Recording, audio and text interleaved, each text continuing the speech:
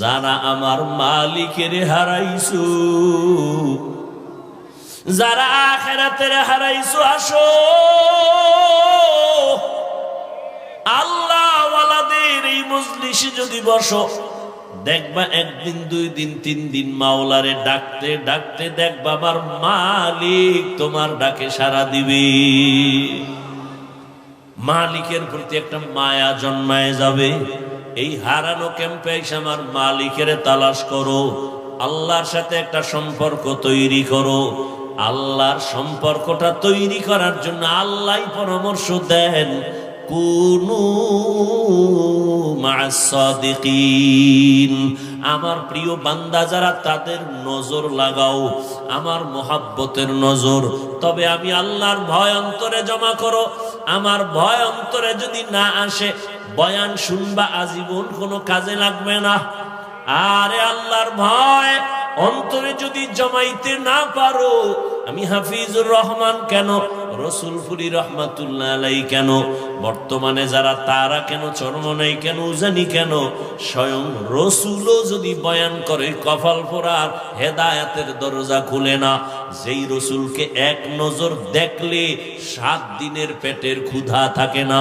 কেমন মায়ার নবী আমার, যেই রহমতের নবীর চেহারার দিকে এক নজর দিলে জাহান্নামের আগুন হারাম। ওই রহমতের নবীকে এক নজর না, একদিন না, এক টানা 13 বছর দেখলো, বয়ান শুনলো, এরপরেও কালেমা পড়লো না। এত বড় বেঈমান, বরং আমার নবীর বিরুদ্ধে ষড়যন্ত্র করে। আল্লাহর ভয় অন্তরে নাই। অন্যদিকে যুবক তরবারি নিয়ে দৌড়ায়, 27 বছরের যুবক, নবীজিরে জবাই করার জন্য। তরবারিটা নিয়ে নবীর সামনে আইসা চেহারা দেখা মাত্র তরবারি ফালায় বলে, নবী আমাকে মাফ করে দেন, কালেমার রশি আমার গলায় পড়ায় দেন। মাওলায় যদি কবুল করিয়াই নেই, নবীকে জবাই করতে আসিয়াও বান্দা কালেমার রশি গলায় লাগায়। আর কপাল যদি পুড়িয়া যায়, নবীজির 13 বছর বয়ান শুনিয়া চেহারা দেখিয়া বান্দা কালেমা পড়ে না। এমন বেঈমান কপাল পোড়া, এর নাম জানেননি? কি নাম? আবু জাহাল। আর নবীজিরে জবাই করতে আইসা ওমর 27 বছর বয়সে কালেমাওয়ালা হয়ে গেছে। কালেমা পড়িয়া তরবারি নিয়ে দাঁড়ায় গেছে, মুহাম্মদের বিরুদ্ধে কথা বলনেওয়ালা। আসো, মুহাম্মদের দরকার নাই, আমি ওমরের তরবারি যথেষ্ট। আল্লাহ তারে এখন এমন পাওয়ার দিছেন যে ওমর এখন যে পথ দিয়ে চলে, শয়তান ওই পথে আসে না। এবার বুঝেন কেমন বেডা, যেই শয়তান আল্লাহকে যুক্তি দিয়া আদমরে সেজদা দেয় নাই, সেই শয়তান এখন খালি ওমরের ভয় পায়। যুবক মদের বোতল হাতের মধ্যে নিয়ে মদ পান করে আর আনন্দ করে করে রাস্তা দিয়া যায়। হঠাৎ নজর করে দেখে অপর পার্শ্ব থেকে ওমর আসতেছে। দেখেই কম্পন শুরু। ওমর তো এমন বেড়া যে কথার আগে তরবারি রেডি। মনে মনে তওবা করে, আল্লাহ আমারে বাঁচাও, জীবনে আর মদের বোতল হাতে নিব না, ফালাইতেও পারে না, অন্তরে ভয়। ওমর সামনে সেই নজর দিয়ে দেখে বোতল, কয় বোতলটা আমার হাতে দে। যুবক কাঁপতেছে, কাঁপো কেন, দে বোতল দে, ভয় নাই দে। যুবক তো অন্তর মালিকের দিয়ে দিছে, আল্লাহ বাঁচাইও, জীবনে আর মদ পান করুম না। এমন ভাবে মালিকের সাথে তওবা করে ফেলেছে। ওমর বোতলটা হাতের মধ্যে নিয়েছেন, বোতলটা নিয়ে তাকায় দেখে পুরা বোতলে 1 ফোঁটা মদ নাই, পুরা বোতলটাই সাদা দুধে ভরা। এর নাম আল্লাহর ভয়। হরকে দারত খৌফে হক দর দিল মদম জন্নতুল মাওয়া দেহদ ও রামকাম জুজবা হাকচি জে মখাজ ইনসুজা ফজলে উ আমস্তে দর জুমলা জাহা।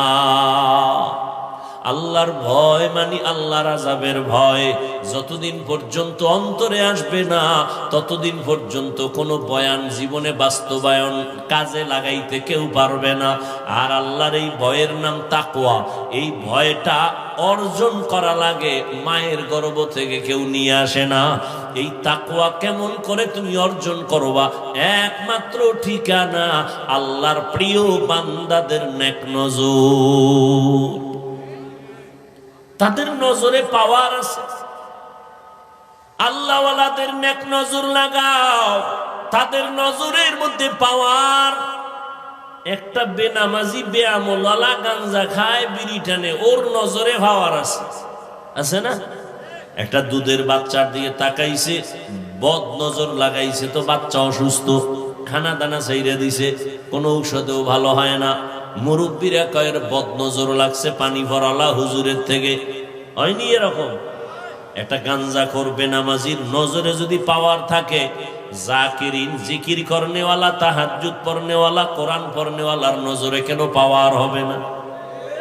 জগৎ বিখ্যাত একজন চিকিৎসা বিজ্ঞানী, নাম হলো বু আলী সিনা, হলো জগৎ বিখ্যাত চিকিৎসা বিজ্ঞানী। তিনি একদিন কোথাও যাচ্ছেন, তো হঠাৎ এক জায়গায় ঢুকলেন, এক বাড়িতে ঢুকে দেখে এক পাগড়িওয়ালা বুজুর্গ একটা বিছানায় শুয়ে রয়েছে, একটা মানুষ যুবক, এরে তেল ভরা পানি ভরা দেয়, যারে যার ফুক দেয়। এত বড় চিকিৎসা বিজ্ঞানী, ডজন ডজন ডাক্তার জন্ম দেনেওয়ালা, হে দেয় খালি ফুয়ায় তেল ভরা। তো কয়, এই মেয়ে আপনি কি করেন, এটি কি হবে এগুলো দিয়ে? তো বুজুর্গ তো খুব খাঁটি বুজুর্গ, চুপচাপ বয়ে রয়েছে। আল্লাহওয়ালারা কথা কয় না, যেটা কয় কলিজা ছিদ্র হয়ে যায়, চুপ করে বসে রয়েছে। ফট করে অনেকক্ষণ এই ধাক্কাইতে, কি করেন, কি হবে? পরে হুজুরে কয়, কি বললেন আপনি? কয় যে ঝাড় ফুঁক দিলে কি হবে? তো হুজুরে এমন এক জবাব দিছে যে তুমি গাধা, বুঝবা না। এত বড় চিকিৎসা বিজ্ঞানী যখন গাধা কইছে, ওর মাথা গরম হয়ে গেছে। এইবার হুজুরের আরো গালি।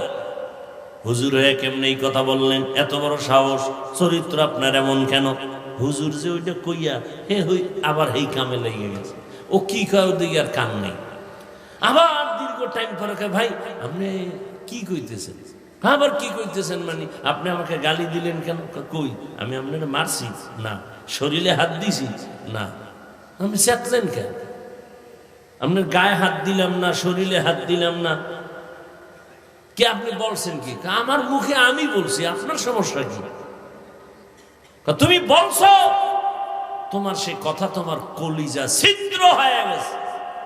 আল্লাহর ওলি ডাক দিয়ে কয়, রে আহমদ, আমার জবানের একটা কথায় যদি তোর কলিজাটা ছিদ্র হয়ে যায়, আর আমি বান্দা আল্লাহর কোরআন পড়ে পড়ে যদি ওই বান্দারে ফু দেই, কেন ওর শরীরের মধ্যে অ্যাকশন হবে না?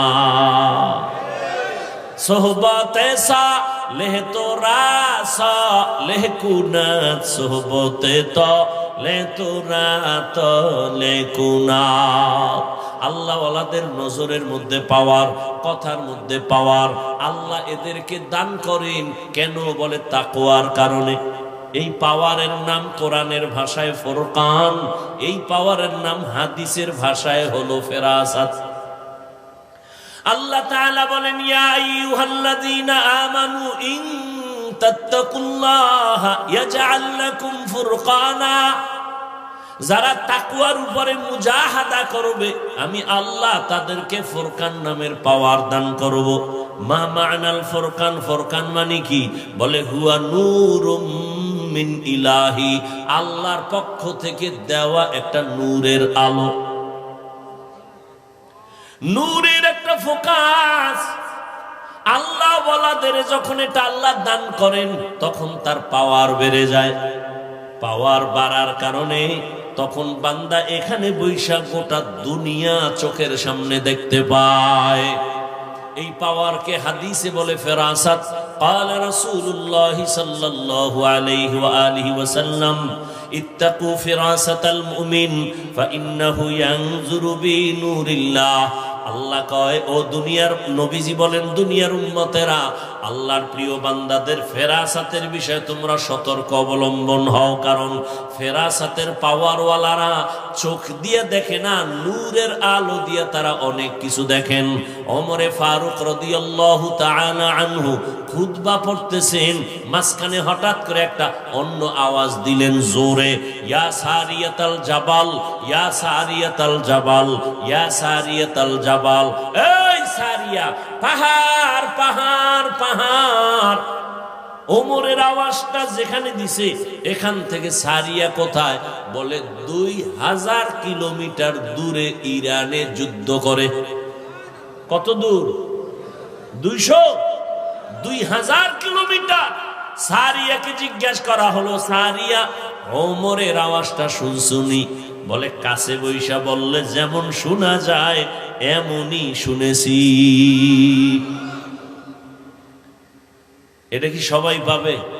এই পাওয়ার আল্লাহ তাদেরকে দেন যারা আল্লাহর প্রিয় বান্দা, তাকওয়ার উপরে মুজাহাদা করে। এই জন্য আল্লাহ ওয়ালাদের নজর লাগলেই কলবে পাওয়ার বেড়ে যায়। আল্লাহ ওয়ালাদেরকে আল্লাহ দান করেন।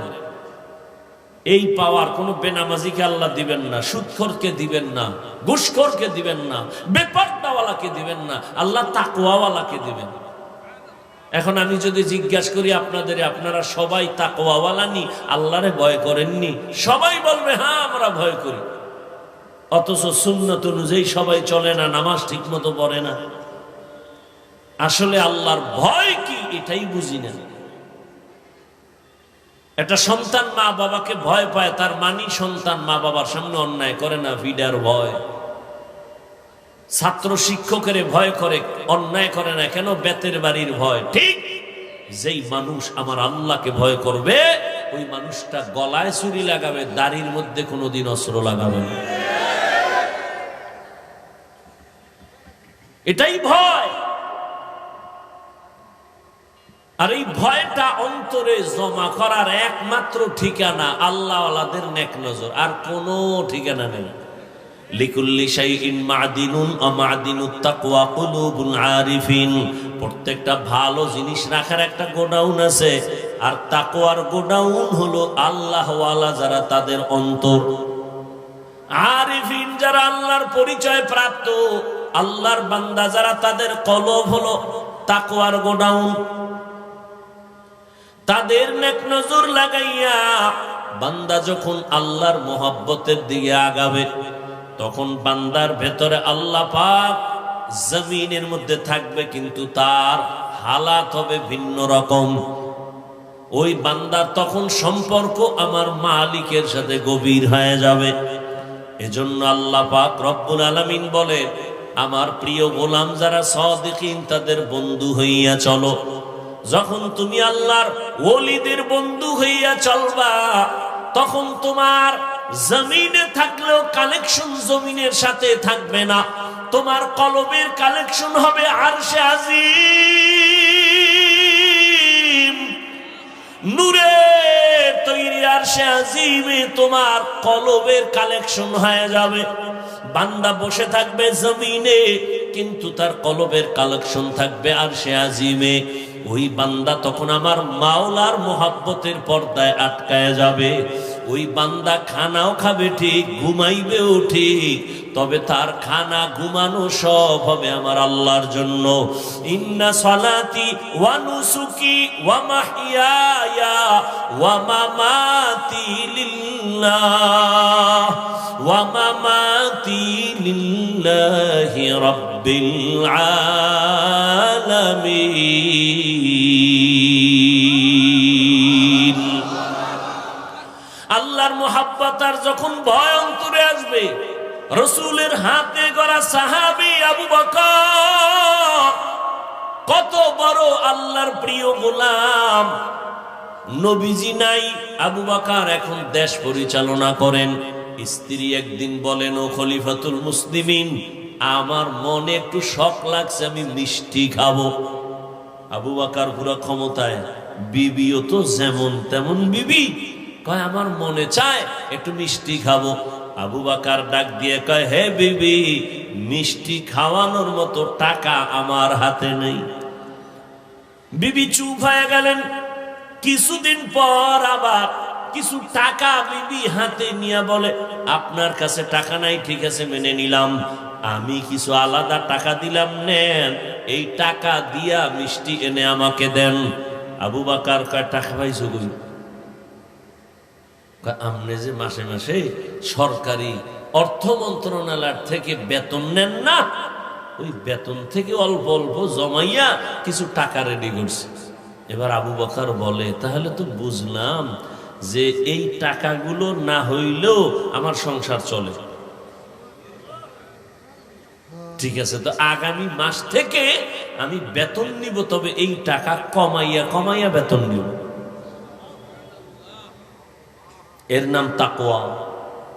হারকে দারাত খৌফে হকদার দিল মাদাম জান্নাতুল মাওয়া দেহাদ ওরা মাকাম।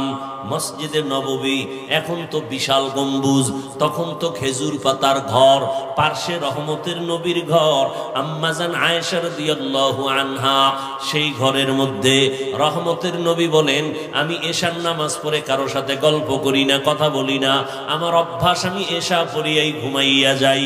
আবার আমি গভীর ঘুমে যাওয়া এক জিনিস, তবে আমি যতই ঘুমাই আমার চোখ বন্ধ থাকে, আমার অন্তর কখনো ঘুমায় না। আমি আয়েশার হুজুরায় ঘুমাই, হঠাৎ রাতের ঘুমের মধ্যে কানে আওয়াজ আসতেছে, কে জানো মসজিদের মধ্যে কাঁদতেছে, কান্নার আওয়াজ, আমার ঘুম ভেঙে গেল। আমি আস্তে করে সজাগ হইয়া এবার বিছানা থেকে বের হইয়া আমি বাইরে আইসা তাকাইয়া দেখি আমার ঘুমটা ভেঙ্গে দিল এমন কোন বান্দা গভীর রাতে কান্না করে। আমি মসজিদের মধ্যে নজর করে দেখি, ওই মসজিদে আমার সাহাবী আবু বকর দাঁড়ায়া দাঁড়ায় নামাজ পড়ে আর কান্না করে। আমি রহমতের নবী দাঁড়াই রইলাম। নামাজ শেষ, আমি আবু বকরকে সালাম দিলাম, ও আবু বকর, এই গভীর রাতে আপনি নামাজে দাঁড়ায় এত জোরে জোরে কেন কান্না করলেন?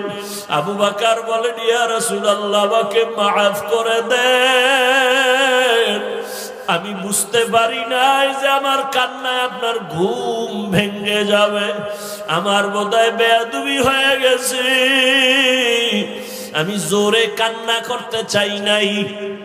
নবী বলেন, আপনি কাঁদলেন কেন? আবু বকর বলেন, ইয়া রাসূলুল্লাহ, নামাজের ভিতরে আল্লাহর কোরআনের তেলাওয়াত যখন শুরু করলাম, ওরে হাসরের ময়দানের ধ্যান খেয়াল আমার অন্তরে চলে আসছে। ওই হাসরের ময়দানে আমার মালিকের আদালত বড় কঠিন, ওই ভয় আমার অন্তরে যখন আসছে, আমি মালিকের আদালতে কেমনে দাঁড়াইয়া জবাব দিব, এই ভয়ে আমার কান্না হইতে হইতে এক পর্যায়ে জোরে আওয়াজ হয়ে গেছে। আমার নবী বলেন, আবু বকর, 10 জন সাহাবা জান্নাতের টিকিট পাইলেন, এর মধ্যে আপনার নাম তো প্রথমে আছে, আপনার আবার হাসরের মাঠের ভয় কেন? আবু বকর বলেন, ইয়া রাসূলুল্লাহ, যেই আল্লাহ দয়া করিয়া জান্নাতের টিকিট দিয়া দিছেন, আমার ভয় লাগে যদি আমার কোনো কাজে আমলে আমার আল্লাহ বেজার হইয়াই যায়, আমার জান্নাতের টিকিট আবার ক্যান্সেল হয়ে যাবে, এই ভয় আমি কান্না করি। নবী, হাসরের ময়দানের ভয় কেন, এত ভয়? আল্লাহর নবীকে আবু বকর বলেন, ইয়া রাসূলুল্লাহ, আপনিই তো কিয়ামতের দিনের বয়ান করে আপনি নিজেও কান্না করেছেন। হাসরের ময়দানে নারী আর পুরুষগুলো সবাই উলঙ্গ দাঁড়ায় যাবে। হাসরের ময়দানে সব নারী পুরুষ উলঙ্গ এমন হালাতে দাঁড়াবে। আম্মা জান আয়েশা বলছিলেন, নবী, কেউ কি লজ্জা পাবে না? নবী আপনিই জবাব দিছিলেন যে কিয়ামতের ময়দানটা এত কঠিন হয়ে যাবে যে কেউ কারো দিকে একটা নজর দিয়া তাকাবার হুঁশ হবে না। কেন? একদিকে সূর্যটা নিচে এসে পড়বে, সূর্যের গরমে মাটির জমিনটা পুড়িয়া তামা হয়ে যাবে। অন্যদিকে জাহান্নামের চিৎকারের আওয়াজ, জাহান্নাম চিল্লায় বলবে, আল্লাহ বেনামাজি গুলো কই, গুনাহগার গুলো আমার পেটে দাও। অন্যদিকে আমার আল্লাহ রাগান্বিত আওয়াজ দিবেন, আল্লাহ রাগ হয়ে আওয়াজ দিতে থাকবেন। আল্লাহ সেদিন কঠিন আওয়াজ দিবেন, কুদরতি আওয়াজ। আল্লাহ তাআলার আওয়াজ হবে, লিমানিল মুলকুল ইয়াউম লিল্লাহিল ওয়াহিদিল কাহ্হার। আমার আল্লাহ পাকের রাগান্বিত কুদরতি আওয়াজ এত ভয়ঙ্কর হবে, হাসরের ময়দানটা থরথর করে কেঁপে উঠবে। ওই সময় মানুষগুলো কান্না করে করে পাগলের মতো হয়ে যাবে। আবু বকর বলেন, ইয়া রাসূলুল্লাহ, আপনিই বলেছেন হাসরের মাঠের ভয়ঙ্কর হালাত দেখে নবীরা পর্যন্ত যাদের গুনাহ নাই তারাও কান্না করে করে বেকারার হয়ে যাবেন। ওই ভয়ে আমি নামাজের মধ্যে যখন কান্না শুরু করেছি, আমার আওয়াজটা বেড়ে গেছে, আমি কখনোই বুঝতে পারি নাই। কারণ আমি ছিলাম জমিনে নামাজে দাঁড়ানো, কিন্তু আমার কলবের কানেকশন হয়ে গেছে আমার মালিকের সাথে। আমি কোথায় আছি তাও জানি না, আমার কান্নার অবস্থাও আমি বুঝতে পারি নাই, আমার হালাতটা ভিন্ন হয়ে গেছে। আমার আল্লাহর মোহাব্বতের কান্নার আওয়াজ, আপনার ঘুম ভেঙে গেছে, আমি বুঝতে পারি নাই। নবী আমাকে মাফ করে দেন। ওই হাসরের ময়দানে নবীরা যদি কান্না করেন, আমি আবু বকরের কি উপায় হবে? আল্লাহ যদি ডাকে, আবু বকর আয়, আমার মোহাব্বতের জন্য কি আমল নিয়ে আসছো? আমি যদি আল্লাহর কাছে ভালো আমল নিয়ে যাইতে না পারি, আল্লাহ রাগান্বিত হয়ে তো জাহান্নামের অর্ডার দিয়ে দিবেন, জাহান্নামের হ্যান্ডকাপ আমার হাতে লেগে যাবে। ইয়া রাসূলুল্লাহ, দুনিয়াতে আমি দুর্বল মানুষ, সূর্যের গরম সহ্য করতে পারি না, একটা মশার কামড় সইতে পারি না, একটা বেতের বাড়ি সহ্য করতে পারি না। গুনাহগার হইয়া যদি আল্লাহর আদালতে দাঁড়াই, আল্লাহ যদি রাগান্বিত হইয়া জাহান্নামের অর্ডার দিয়াই দেয়, জাহান্নামের হ্যান্ডকাপ যদি লেগে যায়, একটা সেকেন্ডের গরম আমি সহ্য করতে পারবো না রে আল্লাহর নবী। এই কারণে আমি নামাজে দাঁড়ায় দাঁড়ায় আমি আযাবের ভয়ে কান্না করি। আল্লাহ তাআলা কোরআনে বলেন, ওয়া আম্মা মান খাফা মাকামা রাব্বিহি ওয়া নাহান নাফসা আনিল হাওয়া ফাইন্নাল জান্নাতা হিয়াল মাওয়া। আল্লাহর আদালতে দাঁড়াইয়া হিসাব দেওয়ার ভয়।